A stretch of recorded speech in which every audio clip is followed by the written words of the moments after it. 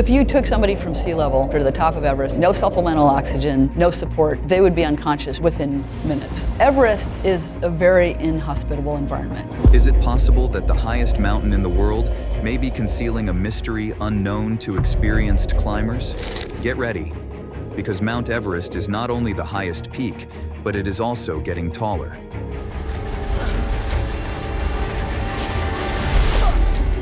What is motivating this enormous mountain to climb even higher?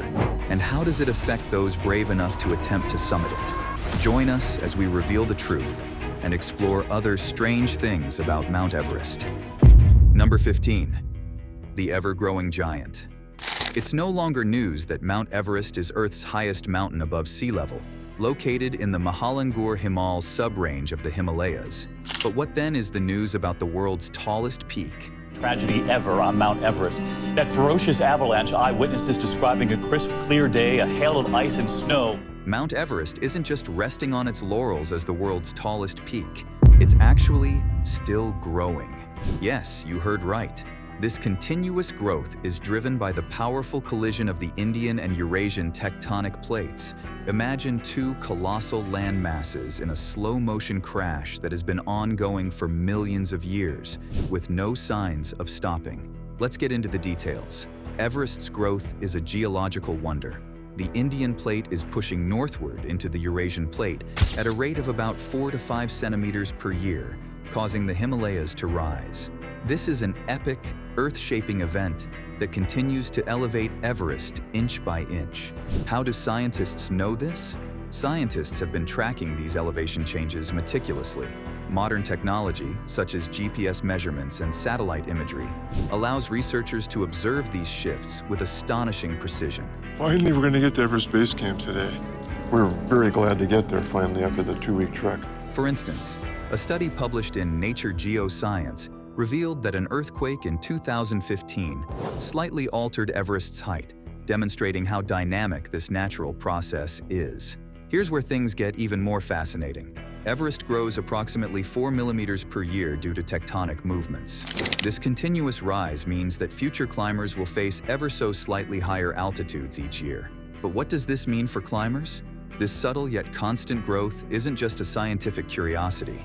It has real implications for mountaineers. Every millimeter counts when you're scaling heights, where oxygen levels are perilously low, and weather conditions can turn deadly within minutes. This will lead us to the next fact. Number 14, the height controversy.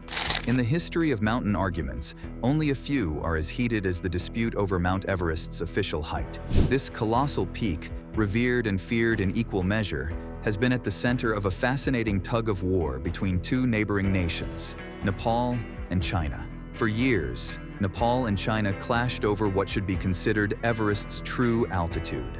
It's always an achievement. It's always a box that you check. It's career advancement. Nepal measured it traditionally from the rock base to the summit, arriving at a height of 8,848 meters, which in an understandable context translates to 29,029 feet. The best skill in mountaineering is to have the ability to turn 180 degrees and walk downhill. In contrast, China preferred to count only up to the mountain's rock height, excluding the snow cap, which fluctuates due to seasonal changes. This led them to declare Everest slightly shorter at 8,844 meters. The debate held significant implications for climbers and cartographers alike. If that's an acceptable level of risk to you, you'll go in there and you'll climb, and you'll get through there. Precise measurements are crucial, not only for accurate maps, but also for planning expeditions and understanding the geological dynamics of this towering giant. How was this resolved?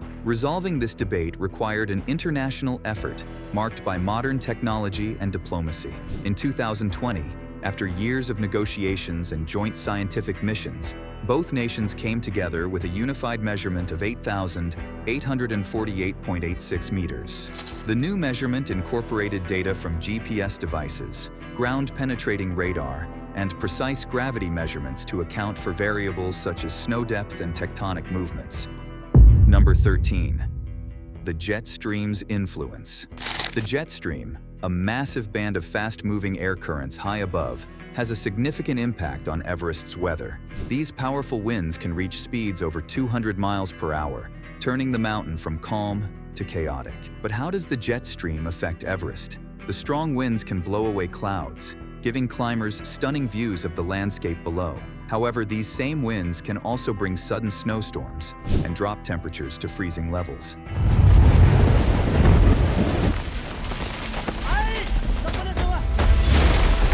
This makes Everest unpredictable and challenging for climbers, who must constantly adjust to its changing weather. How do climbers deal with the jet stream? Surviving Everest's harsh weather requires more than just physical strength. Air capacity going. It's not where I want it to be. Acclimation process still is not there. It needs careful planning and quick thinking. Here's how climbers handle the jet stream's unpredictability. Climbing teams often wait for better weather when the jet stream moves away from Everest. These short periods offer safer conditions for climbing. What about the choice of clothing to stay warm in extreme cold? Climbers wear multiple layers of special clothing that keeps heat in and sweat out. Meanwhile, temporary wind shelters or natural formations like rocks provide crucial breaks from strong gusts. Also, spending time at different heights helps climbers get used to lower oxygen levels and prepare for sudden temperature changes. Number 12. Everest wasn't the first king.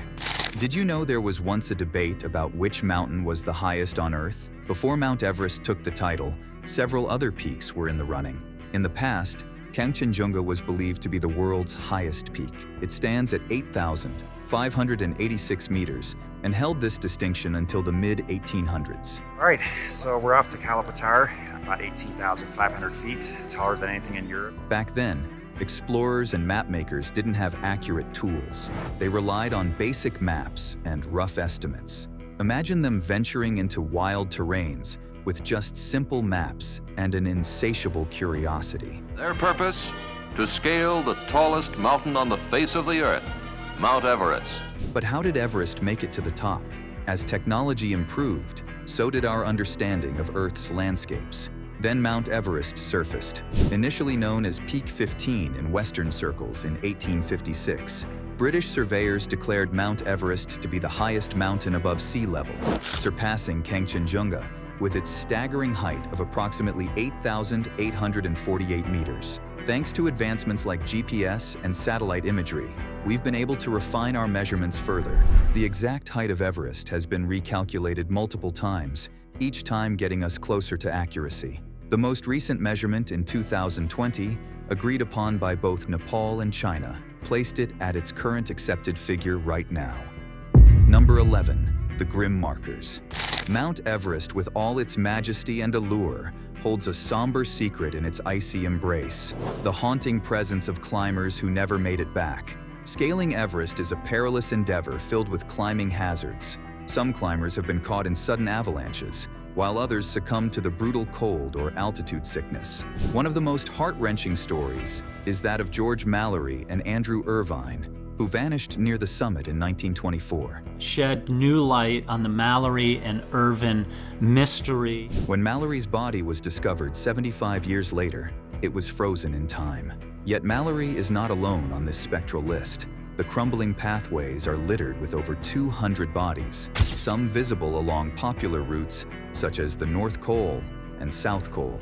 The Rainbow Valley, named for the colorful jackets of deceased climbers, offers a chilling sight that underscores the mountain's unyielding danger. But why do these bodies remain abandoned? Well, this is due to extreme conditions such as economic constraints and technical challenges. High altitudes make recovery missions incredibly hazardous. Retrieving a body can put additional lives at risk due to low oxygen levels and unpredictable weather. Bringing back all the bodies one by one, so the bodies were attached to a cord. Also, the cost of retrieval can be astronomical, often running into tens of thousands of dollars. Expedition teams must weigh these financial burdens against safety concerns. In terms of technical challenges, navigating treacherous terrain to reach and recover bodies requires specialized skills and equipment that not all teams possess. These lost souls serve more than just a grim reminder. They confront every climber with the stark reality of Everest's dangers. For many mountaineers, passing by these frozen figures is a sobering experience that brings home the perilous beauty of Mount Everest, a place where dreams soar, but sometimes fall silent forever. Number 10. The cost of climbing Mount Everest. Ever dreamed of standing on top of the world? Well, get ready, because climbing Mount Everest means a big financial commitment. Let's break down the staggering costs that come with chasing this monumental dream. First off, you need permits. These golden tickets to ascend the mighty Everest don't come cheap. For the spring season, which is the most popular and safest time to climb, Nepal charges foreign climbers around $11,000 for a permit. If you're planning an ascent from the Tibetan side, Chinese authorities will require roughly $9,000. Next up is gear, essential for survival in one of Earth's harshest environments. Here's what climbers typically need: ice axes, crampons, ropes, high-altitude suits, thermal layers, gloves, boots, and supplemented oxygen tanks. All these will set you back another $10,000 or more. So here's some of the standard gear that we use on Everest. Down suit, it's pretty warm. Here's some big mittens, and they're so big. Guides and Sherpas are invaluable assets on this perilous journey. Their expertise and support don't just improve your chances of reaching the summit, they also enhance safety. Hiring a reputable guide service can range from $25,000 to $50,000 per person. To reach the summit of Everest is still an astonishingly difficult and dangerous pursuit.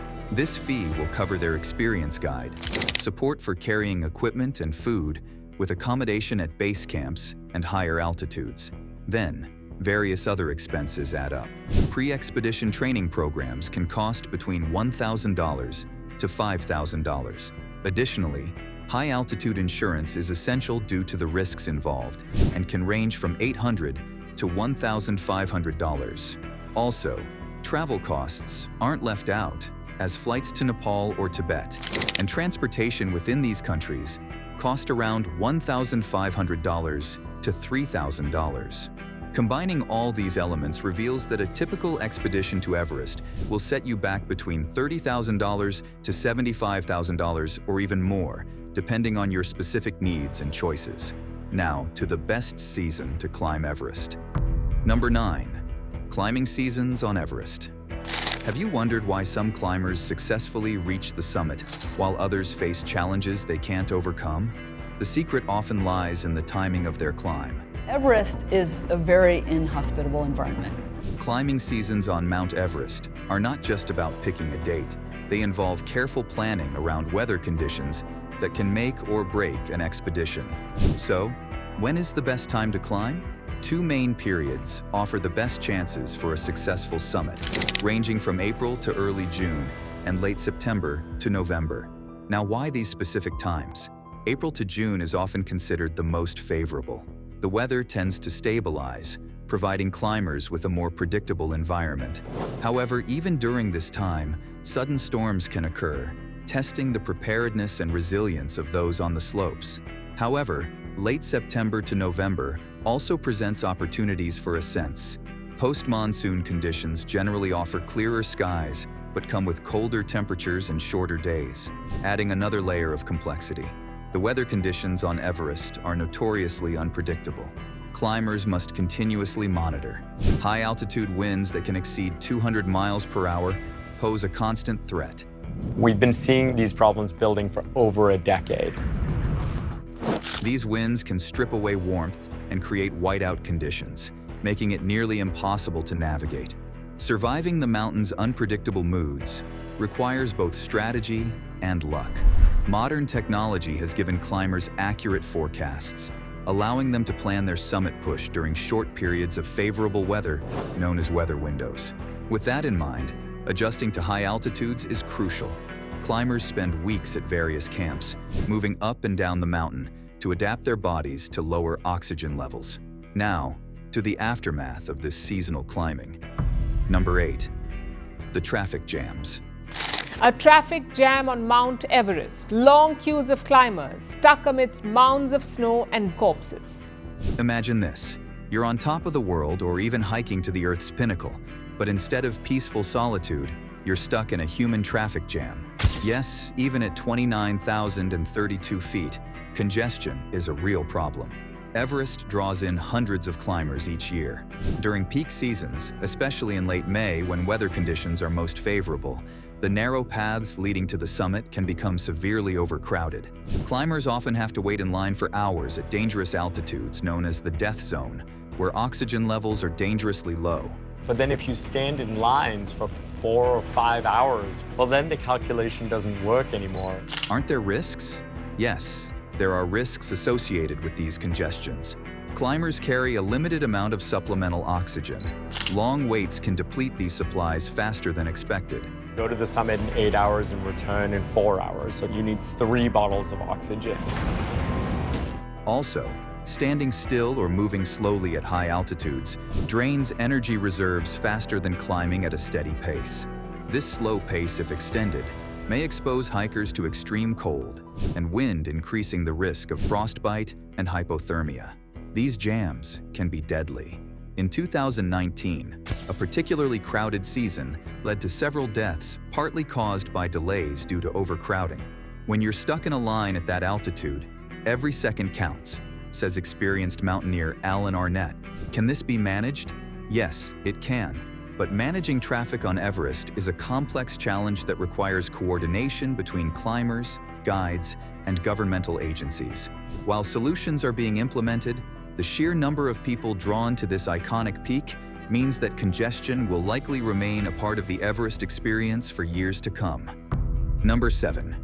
Sherpa guides. When it comes to climbing Mount Everest, there's a group of unsung heroes whose skill and courage are often overshadowed by the grandeur of the peak itself. Meet the Sherpa guides, the backbone of any successful Everest expedition. Their invaluable contributions as guides and porters are nothing short of legendary. Sherpas come from the high-altitude regions of Nepal, where their bodies have adapted over generations to thrive in oxygen-poor environments. This genetic marvel lends them an extraordinary ability to perform strenuous tasks at altitudes that would leave most gasping for breath. Climbers rely heavily on Sherpas for route setting and load carrying. Sherpas are responsible for establishing the safest paths up the mountain, often braving hazardous conditions to install ropes and ladders. Sherpas who probably weren't actually qualified as guides, who were guiding a climber who had never climbed before. Also, these human powerhouses can carry loads exceeding their body weight, transporting essential gear and supplies to higher camps. Additionally, with their intimate knowledge of Everest's treacherous terrain, Sherpas provide crucial guidance, ensuring climbers stay on the right course and avoid deadly crevasses. The role of Sherpa guides goes beyond physical labor. They also offer emotional support, boosting team morale with their unyielding spirit and infectious enthusiasm. Their presence can be a comforting constant amid the harsh realities of high-altitude climbing. A popular quote has it that, without the Sherpas, conquering Everest would remain a distant dream for many climbers. This statement has been proven over time. It's important to acknowledge that this line of work comes with significant risks. The 2014 avalanches that claimed 16 Sherpa lives are a stark reminder of the dangers they face. Despite these perils, they continue to serve with unwavering dedication. Number 6.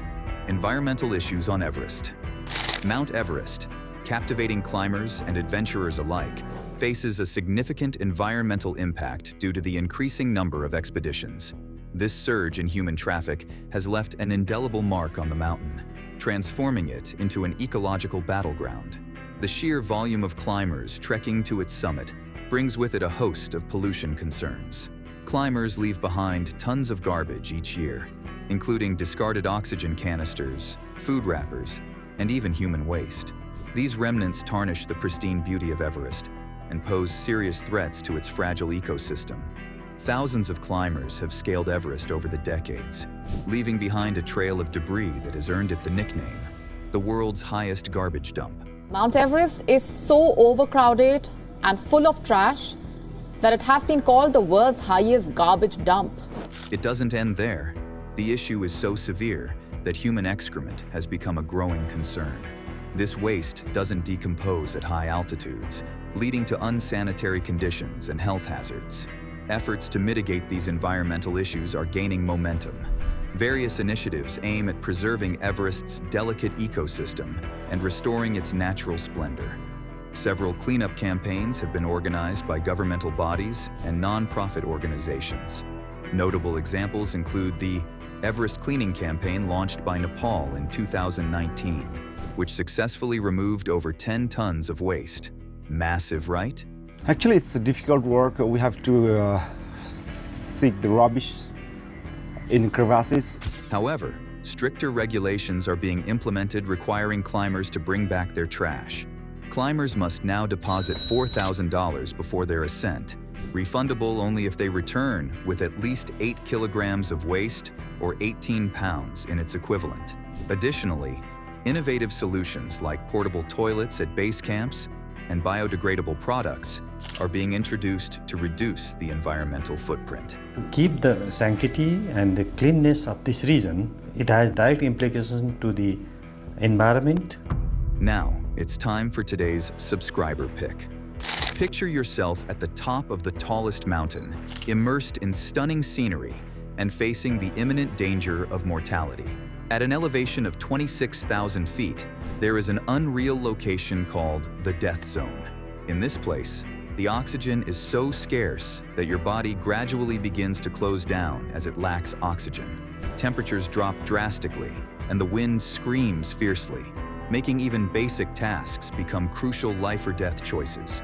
It is a location where time freezes, and each breath seems like it could be your final one. This zone summarizes the strange things about Mount Everest. However, what motivates numerous climbers to continue taking the risk of venturing into this perilous area? Could you? Please share your response in the comment section below. Number 5. Altitude sickness. Everest is a battleground where even the most seasoned climbers can fall prey to the invisible foe known as altitude sickness. This insidious ailment can strike with little warning, turning dreams of summiting the world's highest peak into nightmares.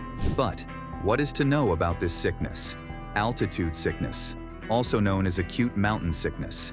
AMS is triggered by rapid exposure to lower oxygen levels at high elevations. Symptoms range from mild to severe and can include headache, nausea and vomiting, dizziness, fatigue, and loss of appetite. These symptoms might seem harmless at first, but they can quickly get worse, leading to more serious conditions like high-altitude pulmonary edema, HAPE, or high-altitude cerebral edema, HACE. Both are life-threatening and require immediate descent to lower altitudes. Climbing Mount Everest may mean entering the death zone above 8,000 meters, where oxygen levels are critically low.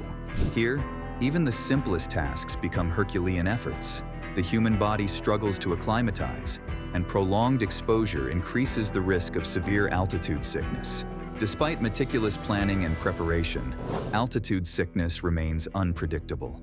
Legendary mountaineers have been forced to turn back due to its debilitating effects. Tenzing Norgay and Sir Edmund Hillary faced these risks during their historic 1953 ascent, but managed to overcome them through sheer willpower and strategic acclimatization. Number 4. The Yeti. Have you ever heard of the legendary creature that roams the snow-covered peaks of Mount Everest? Yes, we're talking about the Yeti, often referred to as the abominable snowman. This mysterious figure has fascinated adventurers and locals alike for centuries, weaving a story of myth and mystery around Everest. How did this come about? The tale of the Yeti is deeply rooted in Himalayan folklore. Locals speak of a towering, ape-like creature covered in fur, lurking in the shadows of the highest mountains. Stories passed down through generations describe encounters with this elusive being, adding an air of enchantment and fear to the already daunting Everest. Can this be true? Cryptozoologists and thrill-seekers have long been captivated by the idea of proving the Yeti's existence. Expeditions have scoured the dangerous slopes, finding unusual footprints and mysterious tufts of hair. In 1951, famous mountaineer Eric Shipton took photographs of large footprints in the snow near Everest, sparking widespread curiosity and debate. However, scientific examination often disproves these claims. DNA analysis on supposed Yeti samples usually traces them back to more ordinary origins, such as bears or other known animals native to the area. Yet, For every debunked theory, another intriguing piece of evidence seems to emerge, keeping the legend alive. The appeal of discovering the Yeti has gone beyond folklore into popular culture. Documentaries, movies, and books continue to fuel interest in this Himalayan mystery. Even climbers ascending Everest can't escape its magnetic pull. Many recount strange experiences that seem to defy logical explanations. Number 3. Reinhold Messner. When it comes to mountaineering, Reinhold Messner is a legendary name, known for his incredible feats on Mount Everest. His accomplishments have earned him a spot among the most remarkable achievements in history. Now, what sets him apart from other hikers? In 1980, Reinhold Messner achieved an unprecedented milestone by becoming the first person to climb Mount Everest alone and without using any additional oxygen. This incredible feat showcased his immense physical and mental strength, as well as his determination to push human limits. Messner's groundbreaking climb in 1978 with Peter Habeler also deserves recognition. Together, they became the first climbers to conquer Everest without relying on supplemental oxygen, challenging conventional beliefs about what humans can achieve at extreme altitudes. "I always knew that I could climb Everest alone and without oxygen," said Messner. His confidence wasn't misplaced. It was backed by meticulous preparation and an unyielding spirit. When discussing mind-blowing facts about Mount Everest, it would be incomplete without mentioning Reinhold Messner. Number 2. Life at high altitudes. Against popular belief that Everest is unconducive for living organisms, the reverse seems to be the case. Everest harbors a hidden system teeming with remarkable organisms, each uniquely adapted to thrive in one of Earth's most inhospitable environments. What organism made it out there alive? Imagine climbing Everest and coming across an 8-legged mountaineer, the Himalayan jumping spider, Euophrys omnisuperstes. It can be found as high as 22,000 feet. These tiny titans survive in such extreme conditions by preying on frozen insects carried by the wind to their lofty homes. The ecosystems at these dizzying heights are incredibly delicate. With temperatures plunging below freezing and oxygen levels dwindling, only the hardiest plants and animals manage to squeeze out an existence. Lichens, for instance, cling tenaciously to rocky surfaces, drawing nutrients from the air and surviving where most life would perish. Mosses also make a stand in this harsh environment. Species like Grimmia longirostris have been observed thriving at elevations above 6,000 meters, showcasing their incredible ability to endure extreme cold and UV radiation. Researchers are captivated by the resilience of these high-altitude ecosystems. Studies conducted in these regions help scientists understand how life can persist under such extreme conditions. This knowledge extends beyond Earth, providing insights that could inform our search for life on other planets with similarly harsh environments. Number 1. Historic first ascent. For centuries, the tall dream to climb to the peak of Everest seemed impossible until 2 extraordinary men, Edmund Hillary and Tenzing Norgay, etched their names into the annals of history.